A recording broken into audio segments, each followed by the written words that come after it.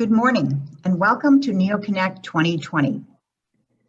NeoConnect is NeoCon's online series of programming and events designed to connect the A&D community as we gear up for NeoCon 2021. I'm Monica DiBartolo, NeoCon's Director of Programming, and I want to thank you for joining us. Together with Work Design Magazine, we are pleased to recognize National Work and Family Month, an annual designation observed in October since 2003. We are delighted to present the first of a two-part series that will explore today's place of work and what we can expect for the workplace of the future. This webinar is approved for 1 CEU credit for interior designers and 1 LU for architects. Please refer to your screen for more information.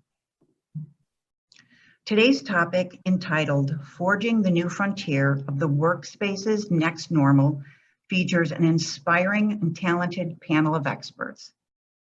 So let's begin with the introduction of our distinguished program moderator. Elise Friedman Shapiro is the contributing editor of Work Design Magazine.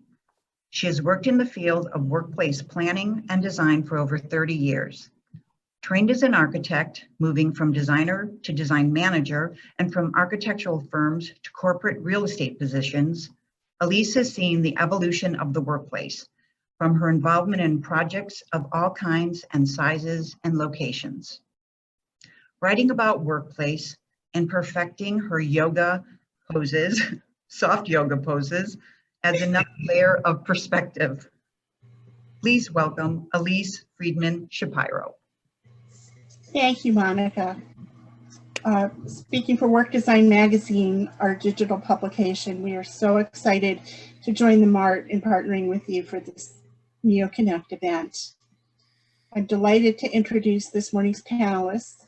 Please note that we ask each panelist to share, in addition to their incredible professional credentials, something they have learned or experienced during the siege of COVID-19. Our lead panelist is Carrie Leibowitz, a health psychologist in the Stanford Mind and Body Lab at Stanford University in California. Our current creative distraction is monitoring the Little Free Library, our first foray into design and architecture that she has installed in the front yard of her San Francisco home. She notes that she obsessively looks out the window to see if people are taking or leaving books. Next up is Eric Yora, principal of Figure 3, located in Toronto, Canada. Leveraging design-based research and brand strategy, Figure 3 helps its clients realize environments which achieve the best connection between people and place. He finds inspiration in helping designers and clients better understand how informed design can truly connect people with place. And within Figure 3, it's all about the culture for Eric, and he's committed to helping expose the design teams to other forms of creative thinking, as well as new methods of creative exploration.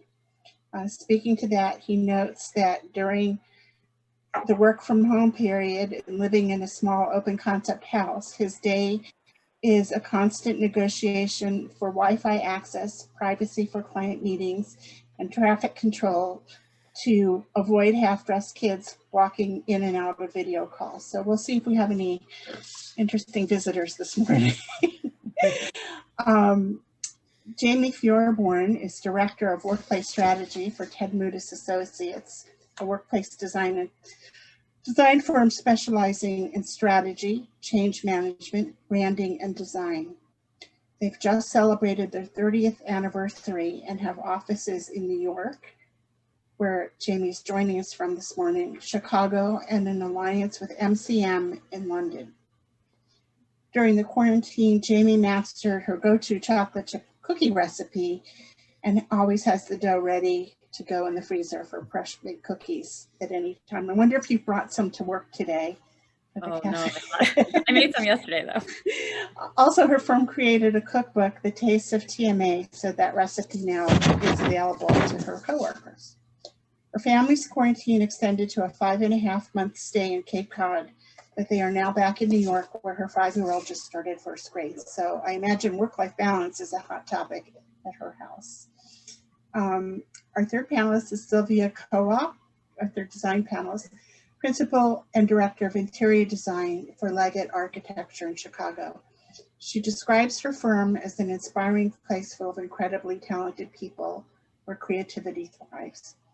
Sylvia and her work from home coworker / husband engage in cross-room communication by tossing a round rubber coaster like a Frisbee to get in touch with each other. So everybody's set up now, and as Monica noted, October is National Work and Family Month. The way our daily lives have changed over the past several months has pointed out that the notion of work-life balance has taken on new meaning. Managing and maintaining the efforts to coordinate family activities with our daily work is a huge challenge. We all know the best part of a Zoom meeting is when a furry coworker stops in for a visit and makes an appearance. And weirdly, Room Raider is one of the top feeds on Twitter. All kidding aside, if work-life balance were a mathematical equation, we know that stress is a factor. Our lead panelist, Carrie, wrote an article published in the New York Times and posted on Thrive Global last spring, "In Stressful Times, Make Stress Work for You." And we thought that concept had some bearing on our current shared situation, and her current thoughts could perhaps help us to maneuver for the future. Adding our designer panelists to the mix, we anticipate a lively interchange of ideas. So let's get going. Hi, everyone. Good morning. Elise, thank you so much for that lovely introduction. Just in case you joined a minute or two late, I'm Carrie Leibowitz, and I'm a health psychologist. And I don't know how you all are feeling at home, but I feel like this is a really stressful time. Like you're all, seeing me on kind of a good day, but like it is rough out there right now, in my opinion. And I really think that we're used to this narrative that stress is really bad for us, that stress is toxic, that it makes us sick, that it tanks our performance, that it's just something to be avoided at all costs. And of course, stress can be bad for us. It can have negative consequences, but that's not why the stress response evolved. The stress response evolved in humans in order to help us rise to challenges and meet our goals. And there's actually a lot of research showing that stress can be good for us. When we're stressed, it can improve our focus, it can sharpen our attention and memory, it can help connect us to the things that we really care about, the things that we really value in life, and it can be really good for our health, performance, and well-being. But we tend to only see stress as this thing that should be avoided. And so most of the conversation around stress usually involves coping mechanisms or how we can reduce our stress. And that's a good thing. I'm all for coping mechanisms. I think everyone should be meditating and eating right and exercising and getting enough sleep. But this narrative that the only antidote to stress is to avoid or reduce stress, it's not always that realistic for our daily lives. So, for example, right now, we're in the middle of a global pandemic. And you can't just avoid that stress. You can't just reduce that stress. Maybe you're trying to work from home while your kids are going to school at home and you're trying to help them. Maybe you're trying to figure out how to return to the office when your kids are still at home. Maybe you're doing other kinds of things, balancing work and life. Maybe the doorbell is ringing in the middle of the panel. Like we're all juggling a lot right now. And so the idea that we can avoid or reduce this stress isn't actually that helpful for us. But my mentor at Stanford, Dr. Elise Crum, has a line of research on stress mindsets. And what she finds is that some people are actually able to adopt this mindset that stress can be enhancing, that stress can be good for our performance, health, and well-being. And what she finds is that this creates sort of a self-fulfilling prophecy, where when people have this mindset that stress is enhancing, it actually becomes more enhancing for them. What she finds is that people who are able to view stress as something that helps them connect with their goals and rise to challenges and accomplish the things they set out to do, those people have better work performance, fewer negative health symptoms. They're more likely to ask for critical feedback that can actually help them improve and grow in their jobs and their lives. And so there's this whole cascade of effects that you get from having this mindset that stress is enhancing. And I think that this is something that we can all use a little bit of right now in this really stressful moment that no one would choose to be in, and no one would say stress is a good thing or we're so glad that COVID-19 is here. But amidst this situation that nobody really wants to be in, what are the opportunities here? You know, this is basically a reset button for the entire world. And so I'm really curious to see how this is going to change the future of work. I think as many of us have been working from home, maybe we're more in touch with what things we really liked about working in the office and what things maybe weren't actually serving us that well in our work-life setup. And so I'm really honored to be part of this conversation today with these incredible people from the community. And so I'm just wondering, you know, what the rest of you think. Eric, maybe you can start for us. You know, what do you think we can do to really use the stress of this moment as an opportunity to make the stress enhancing, to improve our work life? What's, you know, one word that you would use to describe our work lives now, and one word about where you see us going in the future? Thanks, Carrie. I think that the one word I would use to describe today is probably evolution. We've so many worlds, not just the A&D community, but all of our worlds have been disrupted. And I think one of the things that is the key contributor to stress, and more importantly, the anxiety that's coming out of the stress, which is probably the more destructive, is that all of our assumptions, all of the model of our assumptions that we sort of plan our life by have been completely disrupted. And that without necessarily thinking about that consciously, that's what's really leading to a lot of this fear and anxiety. Everybody knows that we human beings shy away from change inherently, and we've been thrown into a world where we're surrounded by change. But to your point, to force ourselves to stop and see the opportunity that presents itself here.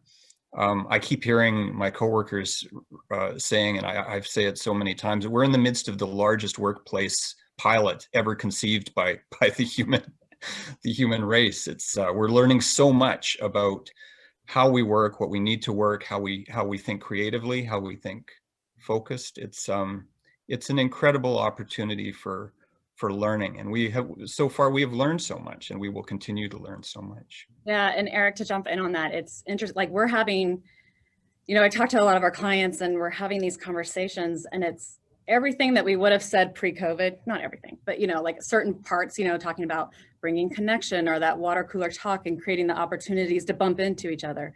We now, all of a sudden that conversation changed, and it's like the opposite of how we keep people, you know, socially distanced apart.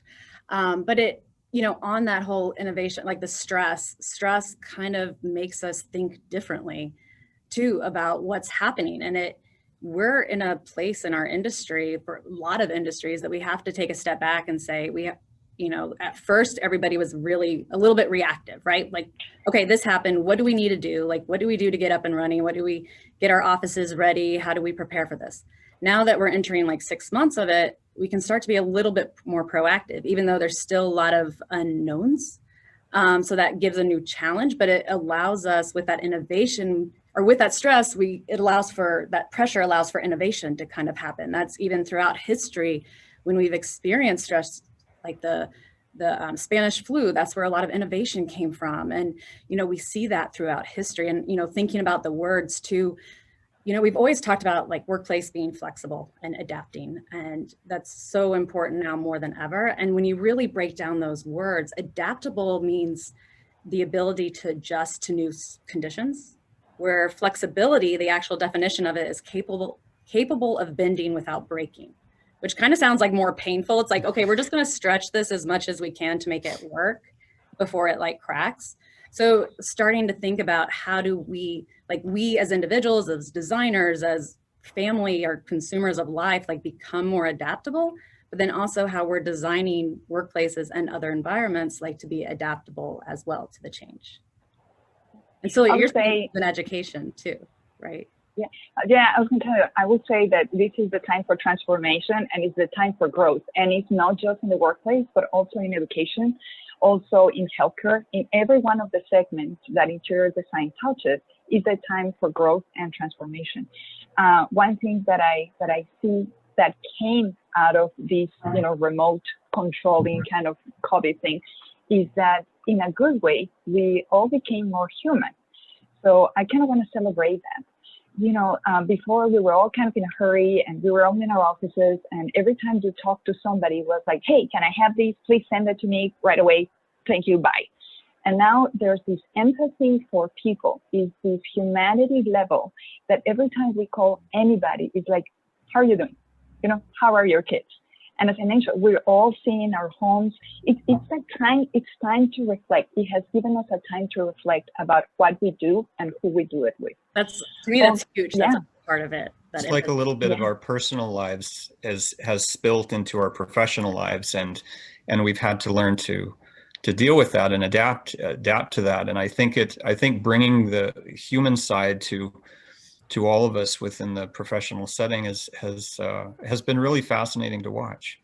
And I think this is sort of reshaping the whole idea of work-life balance. And I think one thing that's important to remember is that it sometimes feels like these things occur in spite of the stress, but this is a really clear example where this is only happening because of the stress. If it wasn't for the stress of COVID-19, we wouldn't be having this sort of increased shared humanity, this increased insight, this opportunity for change. You can't extract that from this sort of stressful experience. And it's actually the stress that is fueling this opportunity and innovation.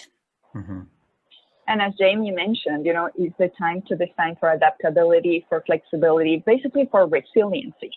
But it's also time to design for maintenance and cleanability. That has to be in our radar, like 100%. Also, it's about designing for wellness. And it's not just the physical wellness, as we all know, it's our mental wellness and a spiritual wellness. So interesting enough, the way I see it, this is the time for interior design to spike up because everybody's looking at us. Everybody thinks we have the solution. I don't think we have it yet. At least we're working on it. But it's so important. Interior design became one of the most important aspects of every one of the segments. It's an educational, workplace, healthcare, hospitality. It's on the rise. And so, like Sylvia, what you're talking about too is the mental and the physical well-being, and where we need to make people feel, yes, physically safe, that we're designing with the right materials, we've created the right spacing, the air ventilation, all of that is taken into consideration. But there's a psychological effect to it too, about what's going to make people feel better. And well-being and bringing that into a lot of projects has always been a big topic of conversation for the past couple of years, even before that, but more so a highlight. But I think now we almost have more, it also then could be the thing that would get value engineered out. Like, let's say, you put that feature in that big green wall, like what, when it comes down to it. But now I feel like there's more, people understand more of the reason to it. There's more value to invest resources and money into these kind of spaces too. Yeah, Jamie, I think one of the things that we certainly saw in the evolution of spatial design leading up to this was the world of psychology, that aspect of the social sciences, even anthropology, coming closer to design and architecture. And this whole circumstance has just sort of accelerated the need for us as designers and architects to better understand how space affects the ways that people behave, they feel, they interact. And I think it will just drive that more so. So there will be more effort for design and architecture to better understand industrial psychology and those sorts of avenues to fully understand what people need out of their places. We've learned through all of this what we need from home, outside of home, at the office to think in different ways, creatively focused.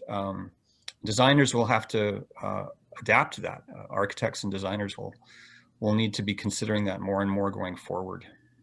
Yeah, and that's something that I'm Carrie, and I'm just going to talk about you. That's something that I love. You know, the connection. For example, this conversation that we have Carrie in the conversation, that's what we're going to be designing for the future. You know, we're going to have Carrie +2 in each one of our designs. You know, it's having that support, that psychological support, neuroscience.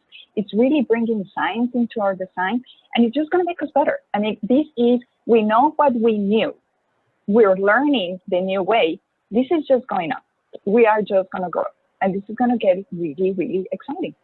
Yes, Sylvia, I couldn't agree more. And I think that, you know, one thing psychologists or other people in the social sciences could do would be to help figure out what kinds of feelings we're going to be designing for in the future. And sort of my hypothesis or speculation is that this sense of safety is going to be really important. So we know from other, you know, psychological research that psychological safety is a really important factor on workplace teams. So the teams that work the best, that innovate the most, that are the most creative, that perform at the highest levels, are those where everyone feels psychologically safe to throw out ideas, sort of do bad brainstorms, be kind of crazy, because that really allows for innovation. And I think especially as we're all sort of on edge as we sort of re-enter the workplace and being around people, this idea of how can we design spaces that foster that sense of psychological safety so people really can focus on their work and people really can innovate is going to be really important. And I think, you know, seems like it will have big implications for the A&D community and how they think through designing workspaces. Carrie, we just got a great question. I wasn't going to interject, but it's so appropriate to what each of you just said. So Anna, thank you for submitting it. So many people are claiming the workplace is dead. What do you guys think? What are your thoughts, opinions on the workplace rebounding? And we see that a lot with the magazine and when we collect our news roundup. So love to hear what you guys have to say about that. I think. Go ahead, Eric, and then I'll jump in. Yeah, then I go. yeah, that's a fun one. I like that one. It's interesting to think that literally the vernacular, the language that designers and architects are approaching their clients with right now, the whole conversation is starting differently. Whereas before, the majority of the conversation started with, what does my client need out of their workplace? What are the components? What are the relative to their culture, their needs? We've been thrown into a scenario right now where literally the question is starting with, why do I need a workplace? And that's not necessarily to say that the question is put out there to challenge the very value, whether I do or don't need a workplace. But we need to start with the question now of why I need a workplace to fully understand what it is we need to get out of the workplace. The function and the value proposition of the workplace to business owners is shifting dramatically right now. It's no longer about I need people in my seats 9 to 5, and I need to, it's more of, I need a hub, I need a home base where people can come to feel connected to perform certain functions. It's a very different dynamic. So jumping onto that word, the connection, I think is the biggest thing. And this right now, the biggest that we're saying pilot project, in the world that's happening is unique in the situation that what Sylvia talked about, that we all have empathy for each other. Like that, the empathy that we have, the fact that we're all in this together naturally creates this connection that allows for just a better work environment, better, I'm just gonna say again, better connection, but and relationship with people. But as the world kind of continues to move on and people start coming into the office like I am today, and some people are working from home and we start to become more distributed, that connection and that empathy that's tying us together is going to get a little bit further away. So it's going to be important of how we keep bringing that in. And then I can just add from personal experience that I never thought of myself as a work from home person. Like I've even had work jobs prior that would say, we don't care when or where you work as long as you get your work done. And I would still be in the office because I just liked that. I actually found working from home worked well for me. Like I felt connected through Zoom with people. I was able to get a lot done. it was working really smoothly. It wasn't until I actually started coming back into the office or like going to a job site that I'm like, oh my God, I forgot what this felt like. Like the personal, like seeing a person in 3D, like even maybe just a couple people might be around, like there was just something about that energy that like I had forgotten about for a moment. Cause you kind of, we adapt, we get used to a certain situation and I forgot what that was like. So it's one of those things too, that it's respecting that everybody's on a different journey through this COVID, but that sometimes it's taking that little leap and that first step to start feeling that reminder of what was important about it. And on that side, I don't see the workplace going away. I see a transformation of the workplace. So that's different. And as Eric mentioned, it's understanding why we're going back to work. If it's because of that, you know, everybody together working together needs, or if it's because there's a refuge that we need a refuge from home. Hopefully there's nothing bad happening at home, but, you know, refuge from our kids, you know, a refuge, or, I mean, so maybe we need that environment where we can actually do work. So we need to understand what are we doing, the function, and what are our needs, and that's going to shape the workplace. One of the things that I do truly believe we're going to have to design for is inclusivity, welcoming, you know, a welcoming environment, everybody to coming together, being inclusive, but also remotely working and remotely learning and remotely doing healthcare things. So we have to keep those three things in mind at all times. And yeah, I see, go ahead, Jim. No, but on that note, it's kind of like, and I think that's where us as workplace strategists, as designers and psychologists, like we need to think about how does that also tie into HR? Like, so when we're creating physical spaces to try to build that connection, or like, what are they doing from a human resource, a people perspective as well, to increase in that remote connection, that we can tie that physical space and that virtual space and the people goals all together. So Jamie, I'm gonna jump in again because we just got another great on-point question from Eric, another Eric. Building on the answers to the previous question, we're moving from a model where I have to go to the office because I'm told to a model where I go to the office because I need to or because I want to, and that totally makes sense with everything that each of you has said. And Louise pitched in after that interesting point about how different it is to be physically together versus virtually. Any thoughts on how our social skills will change, especially for younger generations for whom virtual may be more normal than real? Great questions, and I think a good way to tie some of your thoughts together. So one of the things that we've forecast that will become a bigger need for companies that are going to be accommodating a more agile, more transit-based or agile workforce working in or out of the office is management. Things like management or our managers will need to demonstrate more abilities in emotional intelligence. So the value of emotional intelligence in our management, in our leadership, will become more required. It will become invaluable because managers will now need to understand the needs, the barriers, the challenges of their workforce working remotely all over the place. They'll need to come up with sort of new tools of keeping their ears to the ground to make sure that their workforce are sound mind and able to perform their functions, and that will require different mindsets for our management going forward. And that ties back into the education. Like, I'm seeing it with my 5-year-old son. I mean, I never thought my 5-year-old son would come to me and say, "Mommy, my meeting was canceled." Like, he, I guess, had a Zoom thing, and it's, you know, it's just like how they're talking about in the language, and they log on so quickly and easily.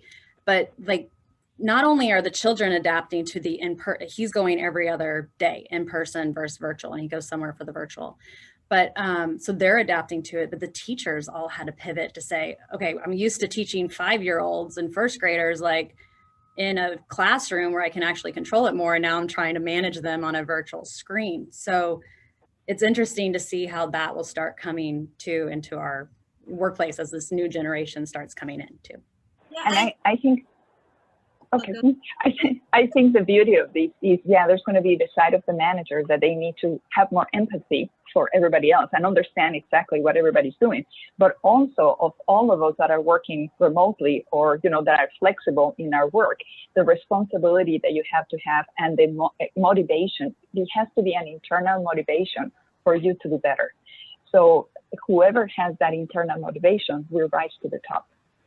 And that's going to be, that starts from education. That starts because our kids, as Jamie was talking about, now they're going to be used to use that internal motivation to do things. So it's not that somebody's watching, it's because you want to do it. So that's just going to make it better. Carrie, you're next.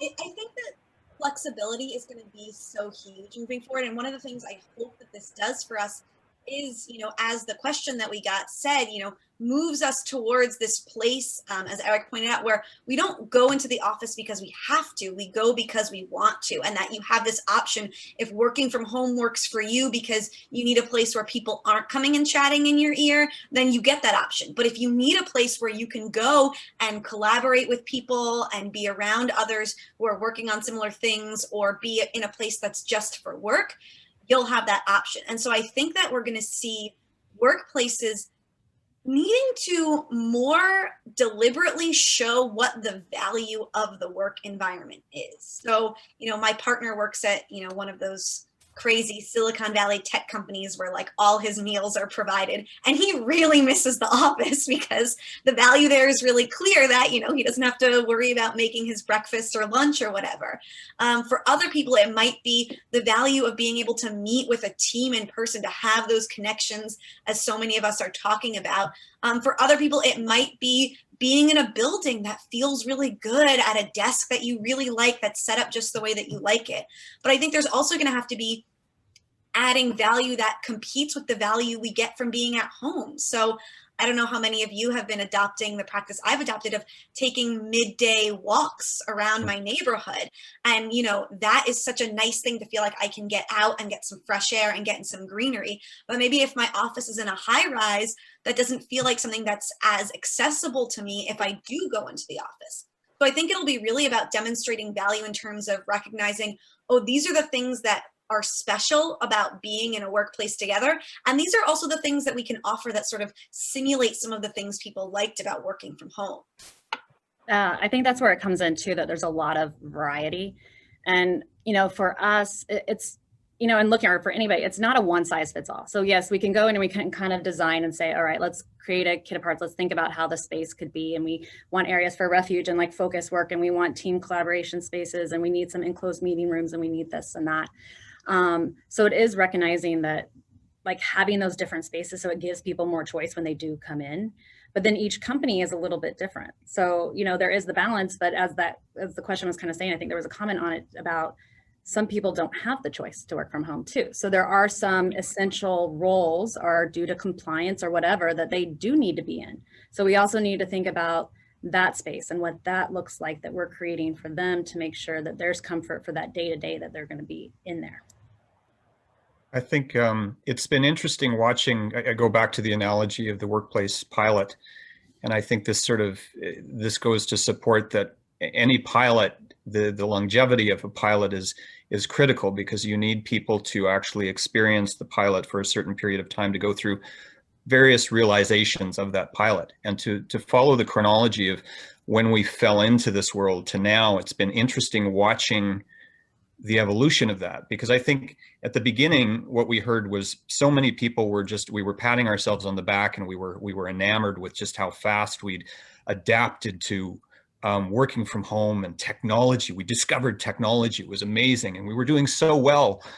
And that lasted for a bit, and then the kind of the honeymoon dwindled out, and we started longing for what we missed, the things in our workplace that we were missing, and were lacking in how we were working. And then as companies have started to transition back, everybody's taking sort of baby steps to go back to the office. They're going back to an office, but it's not the same. It's kind of different. So in this pilot, this brilliant pilot, we've actually been sort of thrown into something completely different, long enough to realize what we're lacking and from what we're used to, and then we're being introduced to something that's slightly different. All of this going into helping us understand more and more what we need out of a workplace. When you think about it, it couldn't have been designed better as far as a pilot. It's been really interesting to watch. Yeah, it's been the catalyst for all the trend, like everything we've also been talking about for the past 5 years. This is like the jumping, like this is what kind of pushed it all to the top and made a lot of that more of a priority. So we're going to be seeing more of that. Yeah. Yeah, what I wanted to touch base a little bit is about coming back to work and that stress or that anxiety that we will feel when we're coming back. And how do we use that in order to push us, to be a motor behind us to actually work? And we were having the analogy of, it's like going back to kindergarten, right? It's like you don't know what to expect, you don't know who's going to be there, and your mom's not going to be there, right? So it's like it's going to be steps by steps, little by little, and trusting each other. We need to learn how to trust each other again. And that's what's going to get the connectivity going. And I think one of the most important things about right now and after is going to be that human connection that we were talking about. I believe we gain it, we understand it, we love it. So let's not lose it, that personal connection. Yeah, so no, we're getting some other questions related to that to tie in, and as we're moving into the time where we'll be more aggressively having Q&A. A couple of people have posed some very interesting and challenging things. One, Brianna asked, with employee engagement and retention being a challenge with Gen Z beginning to enter the workforce prior to the pandemic, how do you think office buildings are going to need to change post-COVID to bring people back and appeal to younger generations? And what key features or benefits will people need to offer? And I want to counterpoint that with another question that kind of ties into that is from Jason, handheld technology has forced many people to feel responsible and to be responsive to work at all hours. Some have adapted since, but this may be the first time everyone's forced to find a better balance. Do you think offices will be available 24/7 going forward so workers have flexibility to access as each person prefers? If so, does that then lead to different design focuses in the office? I think those two questions are almost married to each other because it's a yin and a yang thing. Do you want to each weigh in on that? Because the technologies that enable the pilot, but it's also going to be what helps us manage whatever we're going to be moving into. Carrie, I think you mentioned it before from your personal experience that you've had to come up with, because we no longer have this physical separation. For a long time, we haven't had this physical separation between the workplace and our personal space. It's all, for many of us, it's all blurred. So we've had to come up with, without knowing it, we've had to develop and come up with new rituals to help us separate work from personal life. And I've heard a lot of people say that they chop their day into kind of, sorry, my headpiece is not cooperating. They chop their day into sort of quarters or bits and pieces where they can take breaks in between. Their day may extend longer, but they take those breaks to sort of divide it up. We've had to reinvent how we separate those things mentally rather than physically, which has been quite a learning exercise for a lot of us. Yes, and there's a lot of psychology research on these things that are called transition rituals and actually how useful they can be if you are working from home, or even if you're not working from home, to sort of signify the start of work time and sort of chop things in from one phase to the other. Because, we're all working from home, but the flip side of that is we're all living at work, right?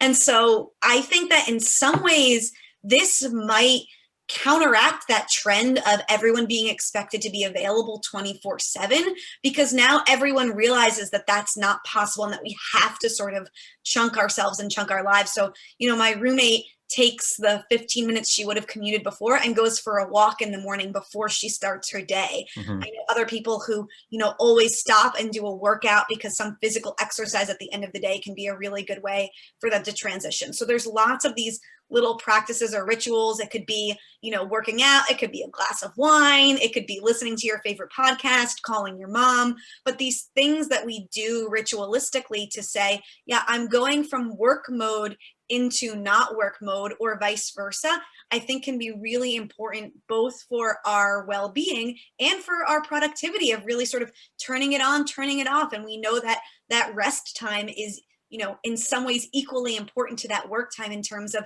letting things simmer, coming up with ideas and solutions to problems, solidifying things into our long-term memory, et cetera, et cetera. Yeah, I believe that flexibility, it comes with ownership.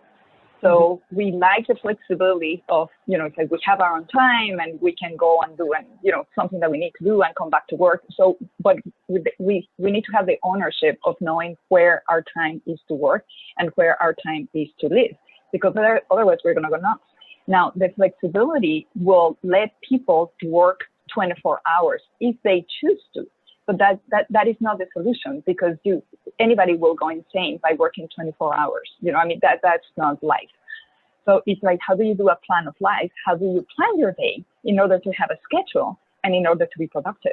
So again, flexibility comes with ownership of your time.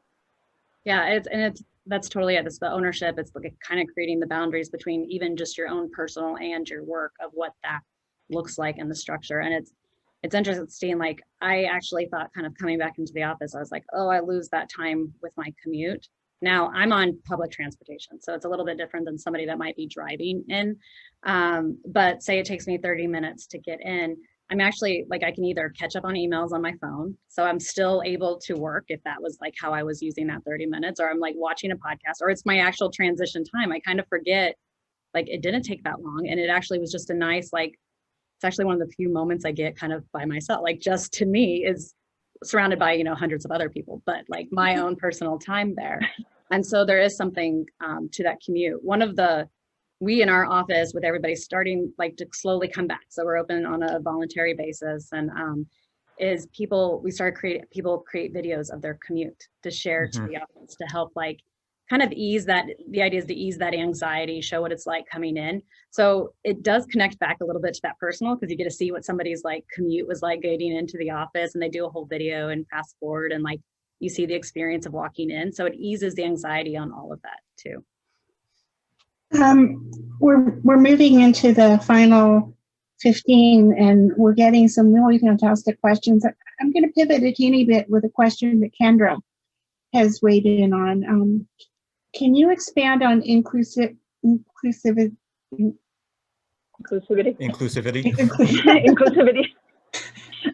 Where's my paper bag for the anxiety attack? In this new design, architecture, interior, landscape world, that's a huge issue. I've attended some other webinars where this has been a hot topic, and I think you all have talked about empathy and the HR response. We'll respond to that, because I think in our current climate, it's critical. Well, I believe inclusivity starts with welcoming. So especially we're going to go to, our workplace, or we're going to go to a school, whatever we're going to go, it needs to feel welcoming for us to have that ease of anxiety. Inclusivity means including everybody. So it's understanding who's going to be working in that workplace and basically addressing their needs in order for them to succeed. If there's somebody that needs, a special area, quiet area, if there's somebody that is super active and needs that connection with people, if there's somebody, depending on whatever the work you're doing and whatever, you need, the workforce needs to understand that in order to design and include everybody within the workplace or the school. I think, again, that becomes, and I keep saying it, that becomes with empathy and understanding humanity. And I think I'm going to start with that. I feel like that really said it well too. I think when we look at it too, it's that welcoming, it's space like that has the variety and the choice. It's thinking of spaces that provide more of that emotional safety, whether it's about the transparency, on glass walls. It's about areas of refuge. It's about the biophilic design. Like, how do we bring things in just to make people feel better? And it's not, there's diversity in personalities, there's diversity in styles of work. There's how people process information and like take in the environment around them through neurodiversity. So we just, all of these aspects of things to think about and bring into it. Carrie, And really kind of understanding the levels of anxiety. I mean, I can be like super anxious to come to work, while Jamie is like often in the office, right?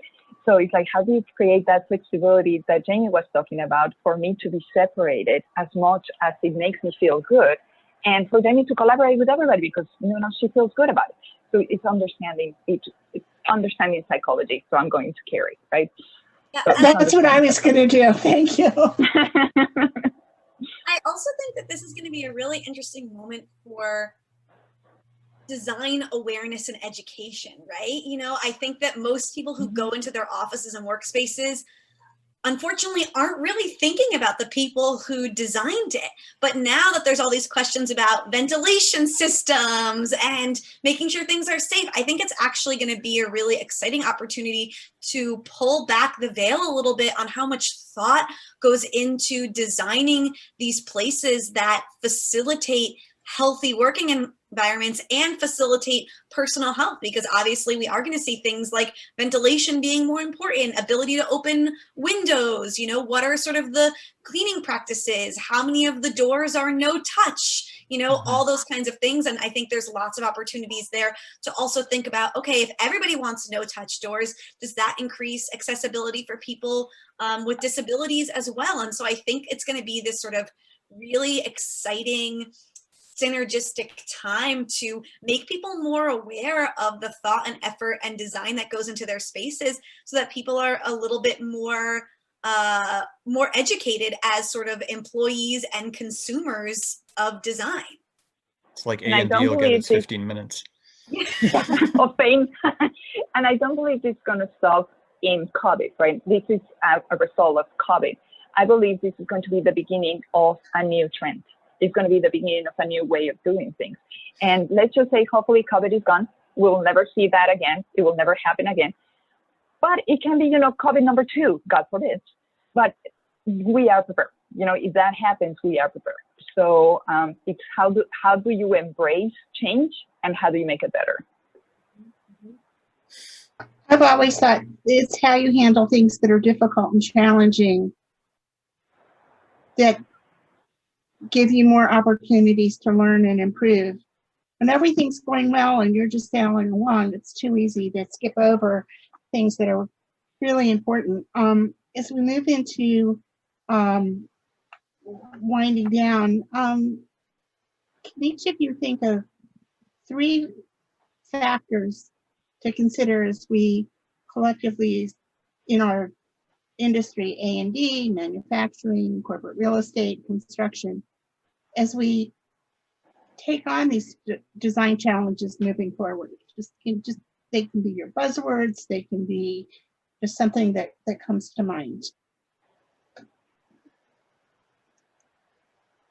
I think for I love the A&D community to understand that, to keep in mind that this will change the value, the function of the workplace for companies in a profound way, not just a tweak, not just sort of a standard evolution, but it will, for many companies, it will change it significantly. And in order to design for that, we need to better understand how people think, how things affect people on a psychological level.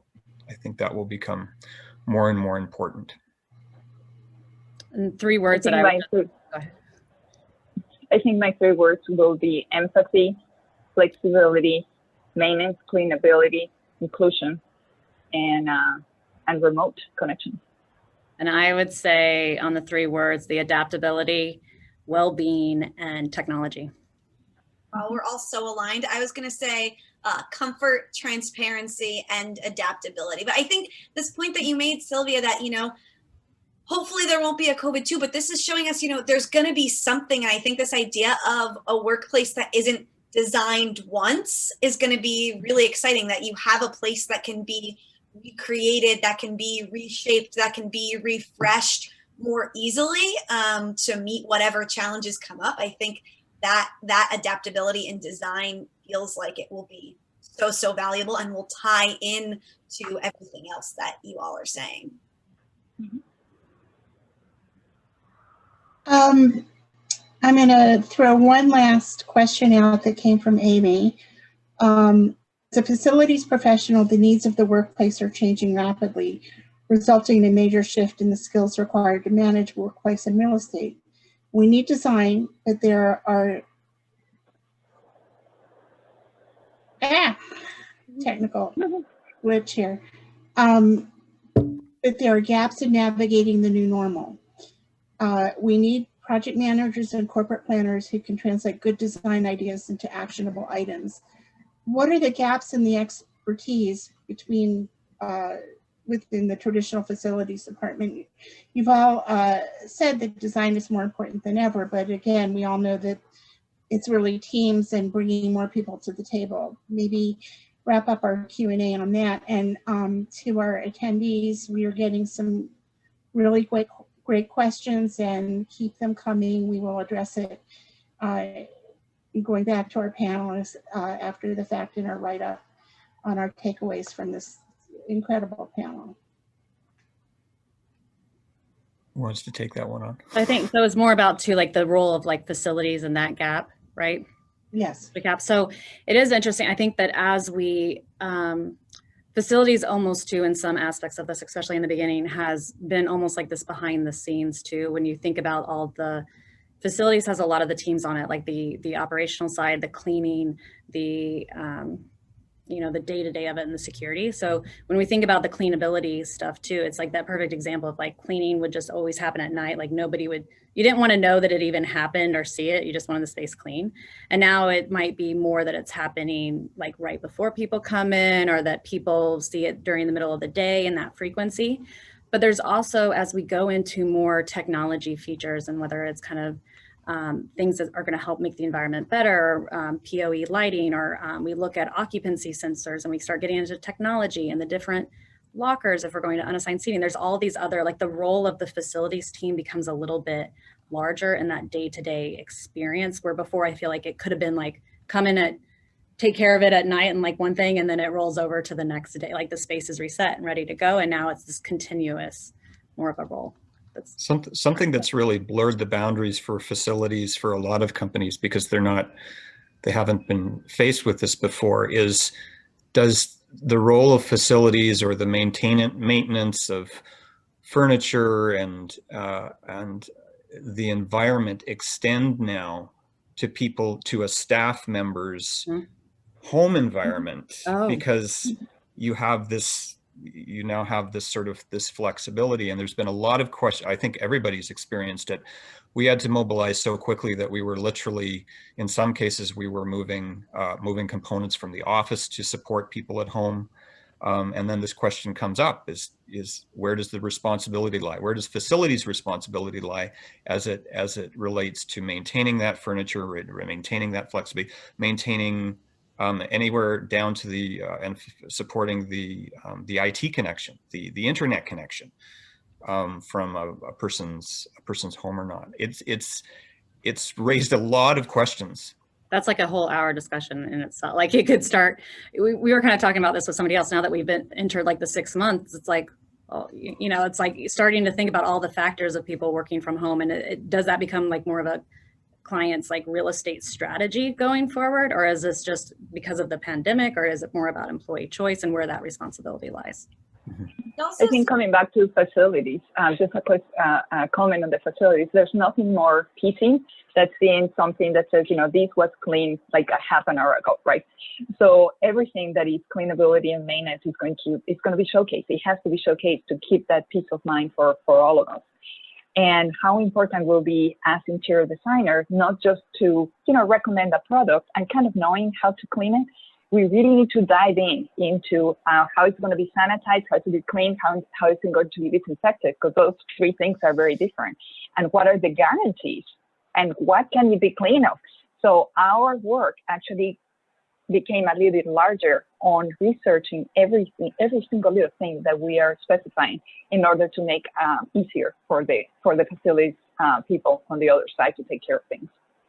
Yeah, so it seems to me that, the facilities managers and the facilities team has a huge responsibility now, but also that, this is another opportunity to showcase this sort of integral work, right? I think, this is something that's all come out of the pandemic of like, our definition of who are the essential employees has really changed. And we're learning, these people can work from home, but if facilities isn't able to do what they need to do, no one can come into the office. And so, I also hope that it will pull the veil back a little bit on that and help people feel like, okay, the facilities team isn't actually just in a supporting role. The facilities team is actually sort of the foundational team that everybody else relies on. And I think that, there's a tremendous amount of decision making that has to be made in terms of what the protocols are going to be, what the cleaning is going to be. And I think that, in addition to sort of gaining this expertise in the facilities team, recognizing how much expertise it does take to make a building safe and habitable for people who are working there is going to be huge. Really great question. A really great question came in from Maury that kind of ties into that, and we're moving as the clock is ticking. That facilities teams are kind of paralyzed right now because everything is so uncertain. And kind of, can you leave our audience with kind of a positive suggestion on how to navigate that uncertainty and go off thinking with some actionable items that might be working in your practices that they can carry forward, talk about with their coworkers? I've found that in the discussions to help people deal with the uncertainty going forward, one of the best pieces of to equip people with is the value of perspective. To be able to look back at the however many months we've come through this, and how well we as human beings have done to adapt to this, and how well we've taken this on, gives people with a lot of perspective to give them confidence that they can continue. And they will continue to rise to challenges and to overcome obstacles. I also find that even going back further in history to see how previously the planet, humans overcame other major obstacles is great perspective for people, to give them comfort that we will be able to come out of this. Not only come out of this, but certainly we will continue to grow from this. This is part of our necessary evolution.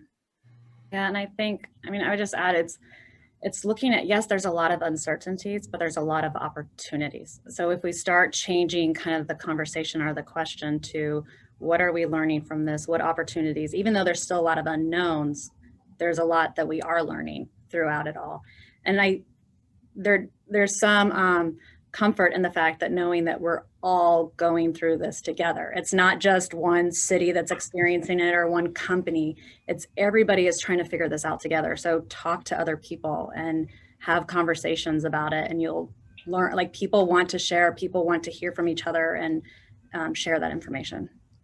I think one of the biggest things on, in a stressful situation on change is being informed. So this is the time to suck all the information from everywhere you can. It's the time to learn, it's the time to connect to people, and it's the time to bring ideas together as we're doing right now. So any webinar, any information, anything you can participate in is just going to make you better, and it's going to help everybody around you. So information will be my work. That's exactly what I was thinking, that I think this is a really good opportunity to sort of look outside the field for expertise. And, increasingly, we're realizing that the world is interdisciplinary and that any field could benefit from input from other fields. And, psychologists can learn from architects and designers, and design can learn from psychology, and we can all learn from public health right now. And so, now is really an opportunity to say, okay, I might not have this expertise, but there are experts out there. Where can I find them? How can I connect with them? How can we sort of, you know, draw on the human knowledge that exists within our field and beyond our field, and really take this time to sort of broaden our perspectives and get sort of a more integrated approach to the work that we're doing. I'm seeing on the digital monitor here that we are pretty much at the end of our time, although I think our panel and our attendees could go on longer, but we're going for reality bites. And before the cats and the kids start wandering through the spaces, I think we're gonna leave it off. Please know that we will get additional responses to the other questions we couldn't get to. And we're bringing Monica back to close out our session today. Thank you again for attending and sharing with our panel. And we hope all of you walk away with some food for thought to share with your colleagues that did not sign on this morning. Monica? Wow. Thank you, Carrie and Eric and Jamie and Sylvia and Elise. Thank you so much for that riveting conversation. We really appreciate your sharing your expertise with us today. And thank you to everyone for joining us. Be sure to join us next week when we specifically address the return to the office with Raising the Bar as we rethink the workplace on October 14th. Thank you again, everyone. Have a great day and stay well. Thank you. Thank you. Thanks again, you guys. It was a pleasure. Yeah.